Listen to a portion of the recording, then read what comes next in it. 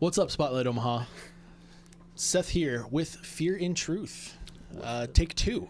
Yeah. Actually, we had a bunch of technical difficulties last time, and unfortunately that ruined all of the interview footage. But we got an acoustic interview for you. That is actually up on our YouTube page right now, so head on over to Spotlight Omaha's YouTube page and check that out. Really good stuff. You guys mentioned that you hadn't been playing acoustic songs for too terribly long either, like at least for this album. No, yeah. We definitely don't have a lot of translatable songs, I guess. Yeah, but you guys are quite a lot heavier than what I would have expected for somebody who agreed to an acoustic interview as well. Yeah, we know what we're capable of, and we knew we had a couple of songs we have translated before. So we like to show that we can do multiple things. I mean, it came out really good. Thank you. So you guys just released this album last week. Yeah. And your album release show, if you guys are calling that, with the impulsive Evandale, kicking off at Lookout Lounge this Saturday? Friday, right? Yep. November 9th. So that'll be November 9th. Yeah. Lookout Lounge at, I want to say doors doors at open 7, around 6. Yeah, doors at 7, show at 8, I believe. Good deal. Something like that. Lookout Lounge is a favorite for these guys, and we had the Impulsive in here not too long ago. Said it was they said it was the first time they were playing Lookout Lounge. It was either the first time or one of very few. Yeah, I have no clue. They hit us up and asked us if we wanted to hop on their homecoming show, and we were like, sure, let's play it. We haven't played with you guys yet. You guys got a cool sound. We mesh well. Sure. Yep. So an album release, you guys also have a music video up for your single. Mm-hmm. Now, how did that go?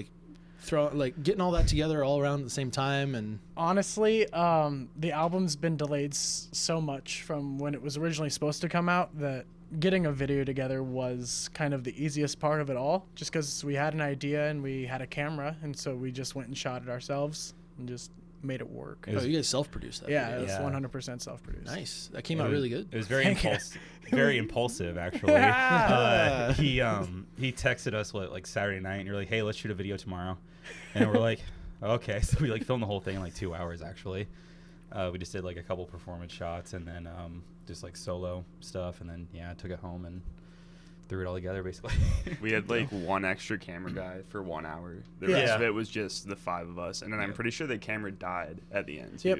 So no, we filled the SD card. Oh no, right at the end, filled the SD card, and we're like, well, I guess we're done. I guess that's the video. So that's basically we all we won't had always to work try with. the hardest, but we'll try. Yeah. Now, tell me a little bit about the band. How'd you guys get started? I mean, it pretty much started when Parker went to a Green Day show, and then I think the next day or two, he gives me a call and he's like, "Hey, I want to start a band. You in?" I'm like, "Yep." He's like, "Okay, I'm gonna put it out on Craigslist." And that's how we got Nate. Yep. So he and I started the band technically, found Nate and this other guy, we won't mention his name, but the other guy didn't work out in the beginning. We're like, we'll move on from him. But we picked up Nate. We were a 3-piece, played a couple shows, then we picked up Brian, our lead guitarist. Picked him up, went on like that, almost kicked Brian out of the band. Then we got another guitarist, then we were a happy 5-piece, got a little heavier, everybody got happier. It was a good time. But it started off with a Craigslist ad, and that's how we found the base, the root. Craigslist, I would recommend people looking for bands. You know, it's weird because we've talked to a lot of bands, and some of them have mentioned that Craigslist got it going, but none of them have ever been so open to admit it was like, Craigslist, it worked out. Yeah, absolutely. It was cool because Nate was actually the first dude that contacted us, and I couldn't imagine anybody else playing bass in Fear and Truth. I mean, with that being said, I've had some terrible Craigslist experience in the past. I've never tried. This was my first attempt. I feel like it's worth a shot. Yeah. A lot of projects are worth a shot, and showing up to 1 or 2 practices and seeing what's up. It can't good hurt way to get give the it a foot try. in the door. Yeah, good way to get your foot in the door and kind of see what it's like. You've ended up with some 40-year-olds before, some right? 40-year-old guys who I was probably 15 or 16 at the time. I remember I couldn't drive to their house. I had to walk there. And the creepiest thing about it was they hit me up and we're just communicating. I'm like, "So how old are you guys?" And they're like, "Well, that's the thing. It's not really the the age of the musician, but more so like their skill set over the years. And I'm like, okay, you guys are fucking creepy. And so then like I call up like 2 of my friends to go with me. So I'm like, I want to check this out in case it's legit. But yeah. So anyways, we walk all the way to this dude's house, show up. It's like this probably, I don't know, 40-something-year-old man. Balding, trying to keep his hair like it was like, hey, that's really, me now, chill out. I know, but it was like really long, and like it basically reminded me of Gollum like immediately. And then man. yeah, and then we went down to their basement. He told me their drummer has sobriety issues and that he wanted me to fill it. And I said what no. a way to open up. It sounds like a joke, right? Almost, right. But and so I said no, and then the guy kept texting me for a while, and like I agreed to like record like their album with them. But that wasn't good enough, so he like would not leave me alone. Eventually, I was like, dude, like he showed up to like a football game actually. Oh, and, really? Like, I was there playing drums, and like he like winked at me. I was like, oh, like what is going on? All right, never mind Craigslist. Don't do it. Yeah, exactly. Yeah, we so got lucky. That's what. Now, so jumping in, you guys are still kind of new to the scene, roughly. Yeah. I think, is that safe to say? No, All yeah, right. absolutely. So, like, what are some of the challenges that you've ran into around the Omaha area to try and break out a little bit? Honestly, I think our biggest deal is the fact that all 5 of us don't come from the scene itself. We're not a product of it. We're not a part of it. Me and Corey and Brian, all 3 grew up in Plattsmouth, Nebraska. We weren't a part of the Omaha music scene ever. The only music scene they've been a part of was the small one we had in Plattsmouth a couple of years back, but that was nothing to talk about now. Right. Nate's been in a few bands here and there, but never been a frequent. We don't have people in the scene that know us as people, so it's not as easy for us to go, hey, look, new project, come see what it's all about. We're brand new strangers to everybody that's up here, Except for maybe Benji. Yeah, except for maybe Benji. He's been in a band before. They've played a couple shows in Omaha. He knows a few people, but yeah, 4 out of the 5 of us are complete strangers to everybody up here in Omaha. So getting somebody to listen to us is that's the difficult part right now, because we don't have that credibility. It's not having those connections yet, and Yeah. That word of mouth hasn't quite spread just yet. No, yeah, absolutely. Are you finding that that's really hurting you guys a lot, or like, because from what I've seen so far, you guys have been moving right along? I mean, we're trucking, but like it's not as easy as we'd like it to be. I mean, because we don't have fans of ourselves. Like that's the main thing we're missing right now. We don't have people that are like, oh, I love Nate. Nate's a great person. I'm going to come out to his show because I go to shows anyway. All the people that would say Nate's a great person and I'd love to come see him are people that normally don't go to these kinds of shows. Okay.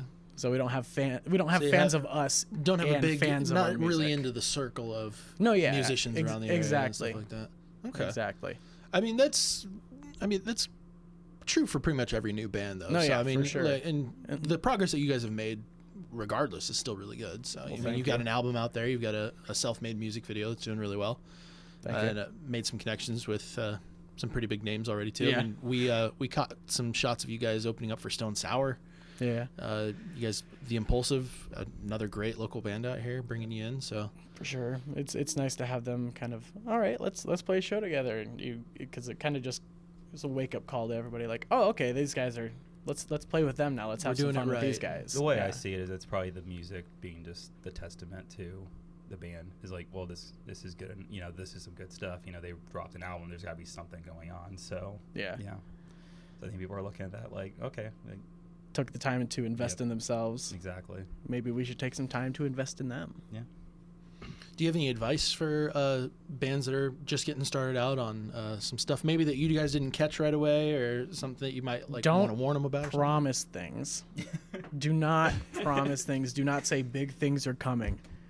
Never say that line exactly. Big things are coming. The EP will be here. I swear. It's been pushed back about 5 years, but we will have an EP.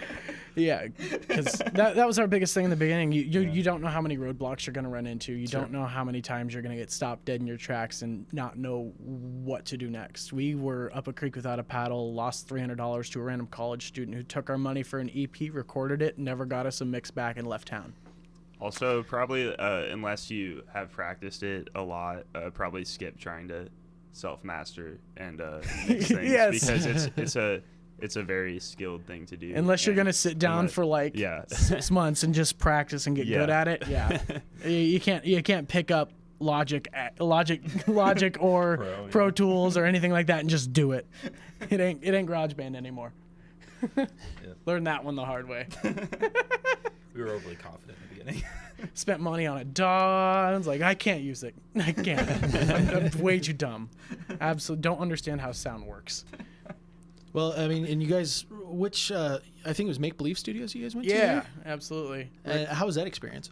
Phenomenal. Made it a lot easier. No joke. When you got somebody else pressing the buttons, definitely suggest doing that. I know there's a lot of great people here in Omaha that are willing to help a bunch of local bands out.